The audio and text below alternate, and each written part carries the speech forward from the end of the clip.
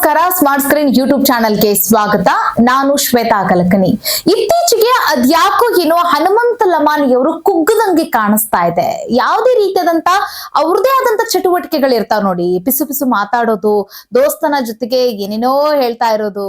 So ಅದೆಲ್ಲವೂ ಕೂಡ big boss ಮನೆಯಲ್ಲಿ ಈಗ ನಡೀತಿಲ್ವೋ ಅಥವಾ ಬಿಗ್ ಬಾಸ್ ಅದನ್ನೆಲ್ಲವನ್ನು ಕೂಡ ಕಟ್ ಮಾಡಿ ಬಿಸಾಕಿ ಬೇರೆದನ್ನೆಲ್ಲ ತೋರಿಸ್ತಾ ಇದೆಯೋ ಗೊತ್ತಾಗ್ತಾ ಇಲ್ಲ.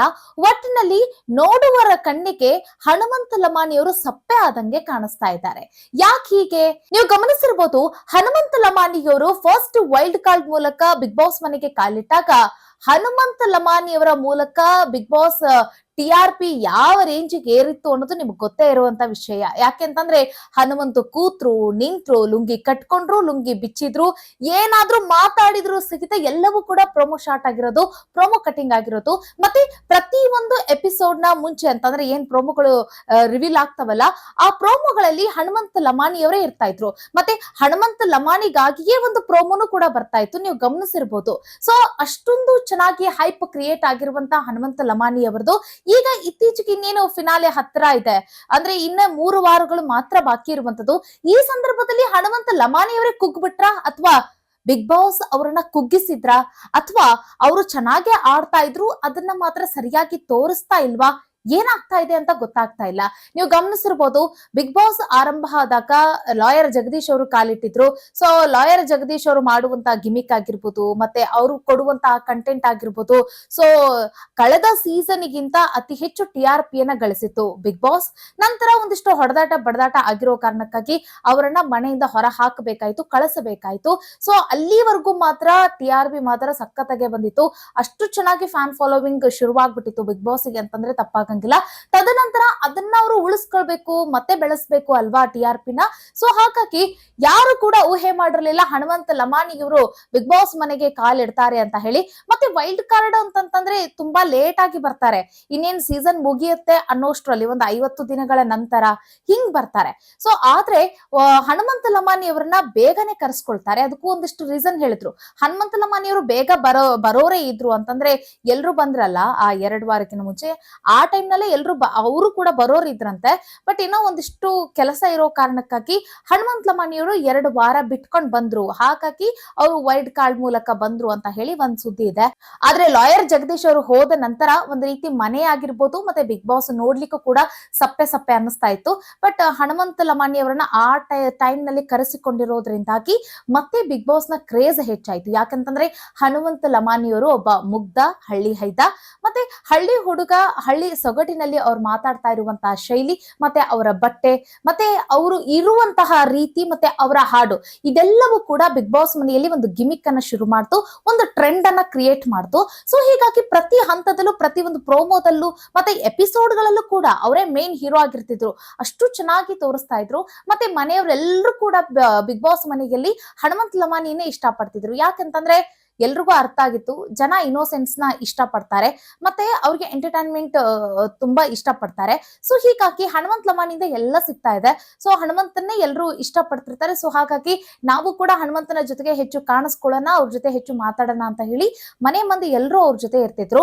ಆ ಸಂದರ್ಭದಲ್ಲಿ ಧನರಾಜ್ ಅವರು ಹನುಮಂತನಿಗೆ ಏನು ಗೊತ್ತಾಗ್ತಾ ಇರ್ಲಿಲ್ಲ ನೋಡಿ. ಸೊ ಹೀಗಾಗಿ ಅವ್ರಿಗೊಂದೇನೋ ಒಂದು, ಅಂದ್ರೆ ಅವರು ಲಾಯರ್ ಜಗದೀಶ್ ಅವರು ಹೋದ ನಂತರ ಅವರು ಕೂಡ ಒಬ್ಬಂಟಿ ಆಗಿದ್ರು.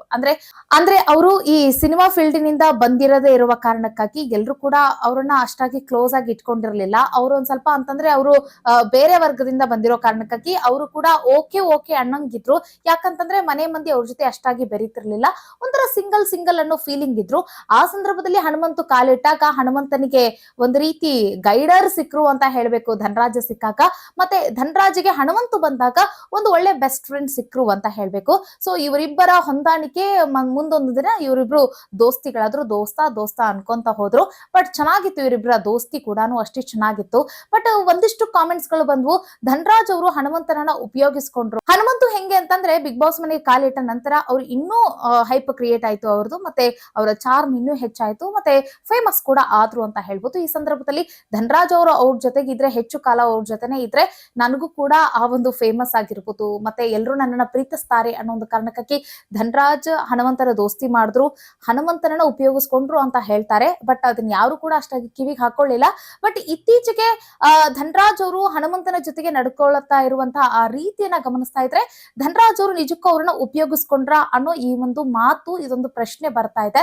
ಸೊ ಹಾಗಾದ್ರೆ ಏನೇನಾಯ್ತು, ಯಾಕೆ ಈ ರೀತಿಯಾದಂತಹ ಮಾತುಗಳು ಬರ್ತಾ ಇದೆ ನೋಡ್ತಾ ಹೋಗೋಣ. ಧನರಾಜ್ ಅವರು ಆರಂಭದಲ್ಲಿ ದೋಸ್ತ ದೋಸ್ತ ಅಂತ ಮತ್ತೆ ಒಂದಿಷ್ಟು ಮನೆಯವರ ಬಗ್ಗೆ ಏನಾದ್ರೂ ಗಾಸಿಪ್ ಗಳಿದ್ರೆ ಹೋಗಿ ಬಾಗ್ಲ ಹತ್ರ ಕುತ್ಕೊಂಡು ಇವರಿಬ್ರು ಒಂದಷ್ಟು ಹರಟೆ ಹೊಡೆದು ಒಂದಷ್ಟು ಗಾಸಿಪ್ ಗಳನ್ನ ಮಾತಾಡಿ ಬರ್ತಾ ಇದ್ರು.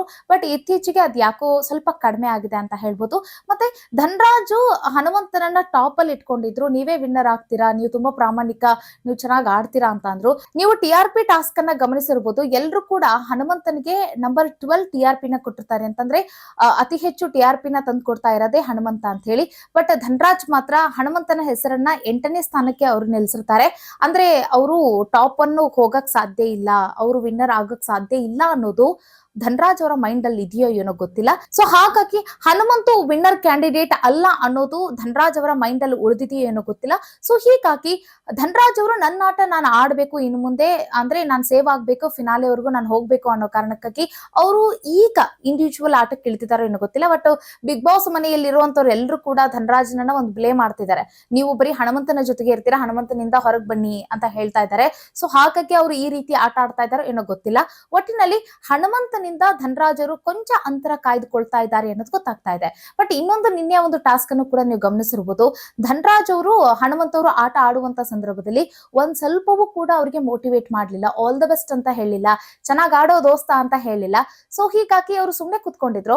ಆಗ ಹನುಮಂತನೇ ಹೇಳ್ತಾರೆ, ಅದೊಂದು ಬೈಗಳದಿಂದ ಹೇಳ್ತಾರೆ, ಅದು ಉತ್ತರ ಕರ್ನಾಟಕ ಸ್ಟೈಲ್ ಅಲ್ಲಿ ಅವರು ವಿಶ್ ಮಾಡ್ಬೇಕಲ್ಲ, ದೋಸ್ತ ಆಟ ಆಡು ಚಂದಗ ಅಂತ ಹೇಳ್ಬೇಕಲ್ವಾ ಅಂತ ಹೇಳಿ ಹನುಮಂತು ಧನರಾಜ್ ಅವ್ರಿಗೆ ಕೇಳ್ತಾರೆ. ಆಗ ಇದು ಫಿನಾಲೆ ಅಲ್ವಾ, ಫಿನಾಲೆ ಟಾಸ್ಕ್ ಅಲ್ವಾ ಅಂತ ಹೇಳಿ ಧನರಾಜ್ ಅವ್ರು ಹೇಳ್ತಾರೆ. ಅಂತಂದ್ರೆ ಇವರು ಫಿನಾಲೆ ಬಂದಾಗ ಇವ್ರು ಇಂಡಿವಿಜುವಲ್ ಆಗಿ ಆಗ್ತಾರೆ, ಆಟವನ್ನ ಆಡ್ತಾರೆ, ಮತ್ತೆ ಅಲರ್ಟ್ ಆಗಿರ್ತಾರ, ಏನೋ ಗೊತ್ತಿಲ್ಲ. ಒಟ್ನಲ್ಲಿ ಅವರು ಹನುಮಂತ ಚೆನ್ನಾಗಿ ಹೇಳ್ತಾರೆ, ಫಿನಾಲೆನೋ ಏನೋ ಒಟ್ನಲ್ಲಿ ಆಟ ಚಂದ ಆಡ್ ಅಂತಂದ್ರೆ ಸಾಕು ಅಂತ ಹೇಳ್ತಾರೆ. ಅಂತಂದ್ರೆ ಒಟ್ಟಿನಲ್ಲಿ ಧನರಾಜ್ ಅವರ ಮೈಂಡ್ ಈಗ ಒಂದ್ ಸ್ವಲ್ಪ ಡೈವರ್ಟ್ ಆಗ್ತಾ ಇದೆ, ಸ್ವಲ್ಪ ಚೇಂಜ್ ಮಾಡ್ಕೊಳ್ತಾ ಇದಾರೆ ಅಂತ ಅನಿಸ್ತಾ ಇದೆ. ಮತ್ತೆ ಇನ್ನೊಂದು ಬಿಗ್ ಬಾಸ್ ಮೇಲಿರುವಂತಹ ಆರೋಪ ಏನು ಅಂತಂದ್ರೆ ಬಿಗ್ ಬಾಸ್ ಹನುಮಂತನನ್ನ ಕಡೆಗಣಿಸ್ತಾ ಇದ್ದಾರೆ ಅನ್ನೋದು ಈ ಒಂದು ಮಾತು ಕೇಳಿ ಬರ್ತಾ ಇದೆ. ಯಾಕೆ ಏನು ಅಂತ ಅಂದ್ರೆ ಇತ್ತೀಚೆಗೆ 50 ದಿನಗಳ ಪೂರೈಕೆ ಆದ ನಂತರ ರಜತ್ ಅವರು ಬಿಗ್ ಬಾಸ್ ಮನೆಗೆ ವೈಲ್ಡ್ ಕಾರ್ಡ್ ಮೂಲಕ ಅವ್ರು ಬರ್ತಾರೆ. ಶೋಭಾ ಶೆಟ್ಟಿಯು ಕೂಡ ಬಂದ್ರು.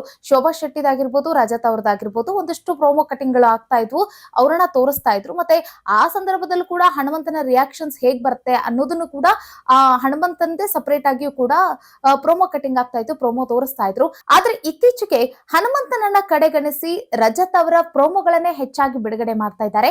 ಮತ್ತೆ ರಜತ್ ಅವರನ್ನ ಮೇನ್ ಹೈಲೈಟಿವ್ ಆಗಿ ತೋರಿಸ್ತಾ ಇದ್ದಾರೆ. ಅದನ್ನ ನೀವು ಗಮನಿಸಿರ್ಬೋದು. ರಜತ್ ಪ್ರತಿಯೊಂದು ಪ್ರೋಮೋದಲ್ಲೂ ಕೂಡ ರಜತ್ ಇರ್ತಾರೆ, ತ್ರಿವಿಕ್ರಮ್ ಇರ್ತಾರೆ. ಬಟ್ ಮೇನ್ ಕ್ಯಾಂಡಿಡೇಟ್ ಆಗಿ ರಜತ್ ಅವರೇ ಕಾಣಿಸ್ಕೊಳ್ತಿರ್ತಾರೆ. ಬಟ್ ಹನುಮಂತು ಇದ್ದೂ ಇಲ್ದಂಗೆ, ಅಂದ್ರೆ ಏನೋ ಒಂಥರ ತೆರೆ ಮರೆಯಲ್ಲಿ ತೋರಿಸ್ತಾರೆ ಅಷ್ಟೇ, ಬಟ್ ಹನುಮಂತನನ್ನ ತೋರಿಸ್ತಾ ಇಲ್ಲ ಅಷ್ಟಾಗಿ. ಸೊ ಯಾಕೆ ಅನ್ನೋದು, ಫಿನಾಲೆ ಹತ್ತಿರ ಆಗ್ತಾ ಇದ್ದಂತೆ ಹನುಮಂತನನ್ನ ಕಡೆಗಣನೆ ಮಾಡ್ತಾರ. ಮತ್ತೆ ಈ ಸರಿಗಮಪ 15 ಸೀಸನ್ ಅಲ್ಲಿ ಅವ್ರಿಗೆ ಫಸ್ಟ್ ರನ್ನರ್ ಅಪ್ ಕೊಟ್ಟರು ನೋಡಿ, ಅಂದ್ರೆ ಅವರು ವಿನ್ನರ್ ಅಂತ ಎಲ್ಲರೂ ಹೇಳ್ತಾ ಇದಾರೆ, ಅವ್ರಿಗೆ ವಿನ್ನರ್ ಸಿಗ್ಬೇಕು ಅಂತ ಹೇಳಿ. ಅಲ್ಲೂ ಕೂಡ ಅವ್ರಿಗೆ ಫಸ್ಟ್ ರನ್ನರ್ ಅಪ್ ಸಿಗುತ್ತೆ. ಸೊ ಇಲ್ಲಿಯೂ ಕೂಡ ಹಂಗೆ ಫಸ್ಟ್ ಸೆಕೆಂಡ್ ರನ್ನರ್ ಅಪ್ ಕೊಟ್ಟು ಅವ್ರಿಗೆ ಮನೆ ಕಳಿಸೋ ಉದ್ದೇಶನ ಬಿಗ್ ಬಾಸ್ ಹೊಂದಿದ್ಯೋ ಏನೋ ಗೊತ್ತಿಲ್ಲ. ಒಟ್ಟಿನಲ್ಲಿ ಯಾಕೆ ಈ ರೀತಿ ಅಂದ್ರೆ ಕೊನೆಯ ಹಂತದಲ್ಲಿ ಯಾಕೆ ಹಿಂಗ ಆಗ್ತಾ ಇದೆ ಏನೋ ಗೊತ್ತಾಗ್ತಿಲ್ಲ. ಒಟ್ಟು ಹನುಮಂತ ಲಮಾಣಿ ಅವರು ಆಟವನ್ನ ಅವರು ಯಾವತ್ತೂ ಕೂಡ ಚೇಂಜ್ ಮಾಡ್ಕೊಂಡಿಲ್ಲ. ಅಂತಂದ್ರೆ ಅವರು ಬಂದಾಗ ಹೆಂಗಿದ್ರು ಇಲ್ಲಿವರೆಗೂ ಹಂಗೆ ಆಟ ಆಡ್ತಾ ಇದ್ದಾರೆ, ಚೆನ್ನಾಗಿ ಆಡ್ತಾ ಇದ್ದಾರೆ. ಅವ್ರು ಮೊನ್ನೆನೂ ಕೂಡ ಒಂದ್ ಮಾತು ಹೇಳಿದ್ರು, ಅವ್ರಿಗೆ ಒಂದ್ ಕೊಂಚವೂ ಕೂಡ ರಿಗ್ರೆಟ್ ಇಲ್ಲ, ನಾನ್ ಚೆನ್ನಾಗಿ ಆಡ್ತಿಲ್ಲ ಅನ್ನೋದು. ಯಾಕಂತಂದ್ರೆ ಹನುಮಂತನ ಬಗ್ಗೆ ಎಲ್ರಿಗೂ ನಂಬಿಕೆ ಇದೆ, ಹನುಮಂತ ಒಬ್ಬ ನಿಷ್ಠಾವಂತ ಪ್ರಾಮಾಣಿಕ ಆಟಗಾರ ಅನ್ನೋದು.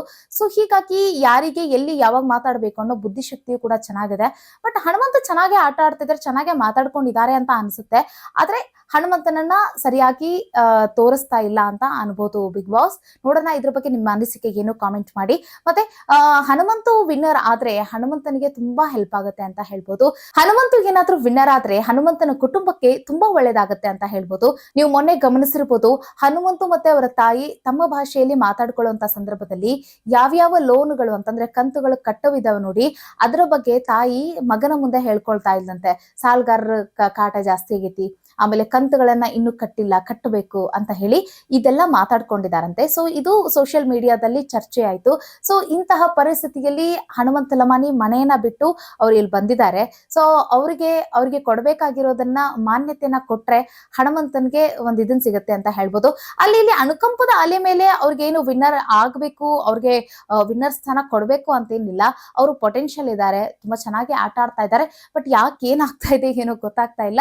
ಹನುಮಂತನನ್ನ ಮೊದ್ಲಿನಂಗೆ ಇವ್ರು ಮತ್ತೆ ಈಗ ಫೋಕಸ್ ಮಾಡಿ ತೋರಿಸ್ತಾ ಹೋದ್ರೆ ತುಂಬಾ ಚೆನ್ನಾಗಿ TRP ಬರುತ್ತೆ ಅನ್ನೋದ್ರಲ್ಲಿ ಎರಡು ಮಾತಿಲ್ಲ. ಬಟ್ ರಜತ್ ಅವರು ಕೂಡ ಚೆನ್ನಾಗಿ ಆಡ್ತಾ ಇದಾರೆ, ಒಳ್ಳೆ ಎಂಟರ್ಟೈನ್ಮೆಂಟ್ ಕೊಡ್ತಾ ಇದಾರೆ, ಇಲ್ಲ ಅಂತ ಹೇಳಲ್ಲ.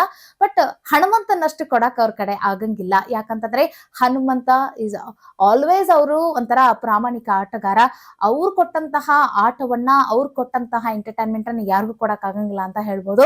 ನೋಡೋಣ ಹನುಮಂತನನ್ನ ಬಿಗ್ ಬಾಸ್ ಯಾವ ರೀತಿಯಾಗಿ ಮುಂದೆ ತೆಗೆದುಕೊಂಡು ಹೋಗುತ್ತೆ, ಮತ್ತೆ ಹನುಮಂತನ್ಗೆ ಯಾವ ಸ್ಥಾನವನ್ನ ಕೊಡ್ಬೋದು ಅನ್ನೋದು ಕೂಡ ಎಲ್ಲರ ಮೈಂಡ್ ಅಲ್ಲಿ ಇದೆ. ಅದರ ಜೊತೆಗೆ ನಿನ್ನೆ ರಜತ್ ಅವರು ಅವ್ರಿಗೆ ಫಿನಾಲೆ ಟಿಕೆಟ್ ಅನ್ನ ಕೊಡೋದನ್ನ ಬಿಟ್ಟು ಅವ್ರಿಗೆ ಏನ್ ಕೊಟ್ರು ಅಂತಂದ್ರೆ ಟಿಕೆಟ್ ಟು ಹೋಮ್ ಅಂತ ಕೊಟ್ರು. ಅದನ್ನ ಎಷ್ಟು ಜನ ಒಪ್ಕೊಂಡ್ರು, ಎಷ್ಟು ಜನ ಬಿಟ್ರು ಗೊತ್ತಿಲ್ಲ. ರಜತ್ ಅವರು ಹನುಮಂತನಿಗೆ ಟಿಕೆಟ್ ಟು ಹೋಮ್ ಅಂತ ಕೊಡುವಂತ ಸಂದರ್ಭದಲ್ಲಿ ಒಂದು ರೀಸನ್ ಅನ್ನ ಕೊಡ್ತಾರೆ. ಆ ರೀಸನ್ ಕೂಡ ಹನುಮಂತನ್ಗೆ ಅರ್ಥ ಆಗ್ಲಿ ಅಂತ ಹೇಳಿ ಹಾಡಿನ ಮೂಲಕವೇ ಕೊಡ್ತಾರೆ. ಏನಾರ ಎಕ್ಸ್ಪ್ಲನೇಷನ್ ಬೇಕಾ ಅಂತ ಕೇಳ್ತಾರೆ ರಜತ್ ಅವರು. ಹನುಮಂತು ಬೇಡ, ನನಗೆ ಅರ್ಥ ಆಯ್ತು ಅಂತ ಹೇಳ್ತಾರೆ. ಸೊ ಅಂತಹ ಮುಗ್ಧ, ಮತ್ತೆ ಅವ್ರಿಗೆ ಗೊತ್ತು, ತುಂಬಾ ಇಂಟೆಲಿಜೆಂಟ್ ಇದ್ದಾರೆ, ಯಾರು ಹೆಂಗ್ ಆಡ್ತಾ ಇದ್ದಾರೆ ಅಂತ. ಬಟ್ ರಜತ್ ಅವ್ರು ಎಕ್ಸ್ಪೆಕ್ಟ್ ಮಾಡಿದ್ರು ಏನೋ ಕಾಣಿಸುತ್ತೆ. ಅವ್ರು ಏನಾದ್ರು ರಿಪ್ಲೈ ಮಾಡ್ತಾರ, ಅವಾಗ ಹಂಗೆ ಹಿಂಗೆ ವಾದ ಮಾಡ್ಬಿಟ್ಟು ಅವ್ರ ಜೊತೆ ಜಗಳ ಮಾಡೋಣ ಅಂತ ಹೇಳಿ. ಆದ್ರೆ ಹನುಮಂತು ಮಾತ್ರ ಆತರ ಮಾಡೋದಲ್ಲ, ಮಾಡೋ ವ್ಯಕ್ತಿನೂ ಅಲ್ಲ. ಸೊ ಆಮೇಲೆ ಧನರಾಜ್ ಅವ್ರು ಕೇಳ್ತಾರೆ, ನೀನ್ ರಿಯಾಕ್ಟ್ ಮಾಡ್ಬೇಕಿತ್ತು, ಮಾತಾಡ್ಬೇಕಾಗಿತ್ತು ಅಂತ ಕೇಳ್ತಾರೆ. ಬೇಡ ದೋಸ್ತ, ಅವನ್ಗೆ ಅನ್ಸೈತೆ ಅವ್ನ್ ಕೊಟ್ಟಾನ ಅಷ್ಟೇ, ನಂದು ಬಂದಾಗ ನಾ ಕೊಡ್ತೀನಿ ಅನ್ನೋ ಈ ಲೆಕ್ಕ ಇವ್ರದ್ದು. ಬಟ್ ನೋಡೋಣ ಇವ್ರು ಹೆಂಗ್ ಅವ್ರಿಗೆ ಮುಂದೆ ಕೌಂಟರ್ ಅಟ್ಯಾಕ್ ಮಾಡ್ತಾರೆ ಅಂತ ಹೇಳಿ. ಒಟ್ಟಿನಲ್ಲಿ ಬಿಗ್ ಬಾಸ್ ಮನೆಯಲ್ಲಿ ಹನುಮಂತನಿಗೆ ಎಷ್ಟು ಸಪೋರ್ಟ್ ಸಿಗ್ತಾ ಇದೆಯೋ ಏನೋ ಗೊತ್ತಿಲ್ಲ. ಆದ್ರೆ ಹೊರಗಿನ ಜಗತ್ತಿನಲ್ಲಿ ಹನುಮಂತನಿಗೆ ಹ್ಯೂಜ್ ಫ್ಯಾನ್ ಫಾಲೋವಿಂಗ್ ಅಂತೂ ಇದೆ. ಹನುಮಂತನನ್ನ ತುಂಬಾ ಪ್ರೀತಿಸ್ತಾ ಇದ್ದಾರೆ, ಗೌರವಿಸ್ತಾ ಇದ್ದಾರೆ. ಸೊ ಹನುಮಂತನಿಗೆ ಒಂದ್ ಒಳ್ಳೇದಾಗ್ಲಿ ಅನ್ನೋದು ಕೂಡ ನಮ್ಮ ಆಶಯ. ಹನುಮಂತು ಏನಾದ್ರೂ ವಿನ್ನರ್ ಆದ್ರೆ ನಮಗೂ ಕೂಡ ಖುಷಿ ಆಗುತ್ತೆ, ಮತ್ತೆ ಎಲ್ರಿಗೂ ಕೂಡ ಖುಷಿ ಆಗುತ್ತೆ. ನೋಡೋಣ ಏನಾಗುತ್ತೆ ಅಂತ ಹೇಳಿ. ಈ ರಿವ್ಯೂ ಬಗ್ಗೆ, ಈ ಒಂದು ಸಂಭಾಷಣೆ ಬಗ್ಗೆ ನಿಮ್ಗೆ ಏನ್ ಅನಿಸ್ತು ಅನ್ನೋದ್ರ ಬಗ್ಗೆ ಕಾಮೆಂಟ್ ಮಾಡೋದನ್ನ ಬರಿಬೇಡಿ. ಮುಂದಿನ ವಿಡಿಯೋದಲ್ಲಿ ಮತ್ತೊಂದು ವಿಚಾರದೊಂದಿಗೆ ಸಿಗೋಣ. ನಮಸ್ಕಾರ.